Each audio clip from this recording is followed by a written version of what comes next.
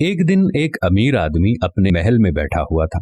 उसने अपने महल के बाहर एक सेब फरोश को आवाज लगाते हुए सुना, सेब खरीदें सेब। हाकिम ने बाहर देखा कि एक देहाती आदमी अपने गधे पर सेब लादे बाजार में जा रहा है। अमीर आदमी ने सेब की ख्वाहिश की और अपने वजीर से कहा कि खजाने से 500 रुपए ले लो और मेरे लिए एक सेब लाओ। वजीर ने खजाने से 500 रुपए निकाले और अपने मुआविन से कहा कि ये 400 रुपए लो और एक सेब ले आओ। मुआविन वजीर ने महल के मुंतजिम को बुलाया और कहा कि ये 300 रुपए लो और एक सेब ले आओ। महल के मुंतजिम ने महल के चौकीदारी मुंतजिम को बुलाया और कहा, ये 200 रुपए ले लो और एक सेब लेकर आओ। चौकीदारी के मुंतजिम ने गेट के सिपाही को बुलाया और कहा, ये 100 रुपए ले लो और एक सेब ले आओ।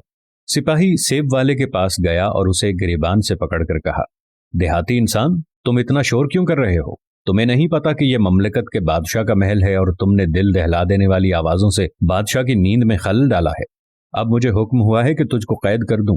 सेब फरोश महल के सिपाहियों के कदमों में गिर गया और कहा, मैंने गलती की है जनाब, इस गधे का बोझ मेरी मेहनत के 1 साल का नतीजा है। ये ले लो, लेकिन मुझे कैद करने से मुआफ रखो। सिपाही ने सारे सेब लिए और आधे अपने पास रखे और बाकी अपने मुंतजिम अफसर को दे दिए, और उसने उसमें से आधे रखे और आधे ऊपर के अफसर को दे दिए और कहा कि ये 100 रुपए वाले सेब हैं। अफसर ने उन सेबों का आधा हिस्सा महल के मुंतजिम को दिया। उसने कहा कि इन सेबों की कीमत 200 रुपए है। महल के मुंतजिम ने उन सेबों में से आधे अपने पास रख लिए और आधे असिस्टेंट वजीर को दे दिए और कहा कि इन सेबों की कीमत 300 रुपए है। असिस्टेंट वजीर ने आधे सेब उठाए और वजीर के पास गया और कहा कि इन सेबों की कीमत 400 रुपए है। वजीर ने आधे सेब अपने पास रख लिए और इस तरह सिर्फ 5 सेब लेकर अमीर आदमी के पास गया और कहा कि ये 5 सेब हैं जिनकी मालियत 500 रुपए है।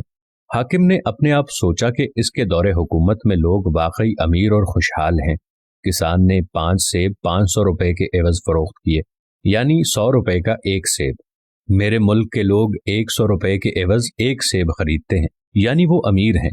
इसलिए बेहतर है कि टैक्स में इजाफा किया जाए और महल के खजाने को भर दिया जाए। और फिर यूं अवाम में गुर्बत बढ़ती बढ़ती बढ़ती ही चली गई। ये वाकया फारसी अदब से माखूज है। नाजरीन, यही हाल आजकल हमारा है। नीचे से लेकर ऊपर तक तमाम लोग इस तरह की करप्शन में मुलव्विस होते हैं। इन सब लोगों को ये पता तक नहीं कि हमारी मौत हमारे ऊपर मंडला रही है और किसी भी वक्त अल्लाह का फरिश्ता हमारा काम कर देगा। दोस्तों, हम जो हराम की कमाई से पैसा कमाते हैं, रिश्वत की गरज से या नाजायज तरीके से, यकीन करें ऐसा पैसा ना तो हमारे काम आएगा और ना ही हमारी औलादें ऐसे पैसे से अपना कुछ बना सकेंगी। ऐसा पैसा हमारे बाद रिश्तेदार खा पी जाते हैं, लेकिन हिसाब हमें देना पड़ेगा।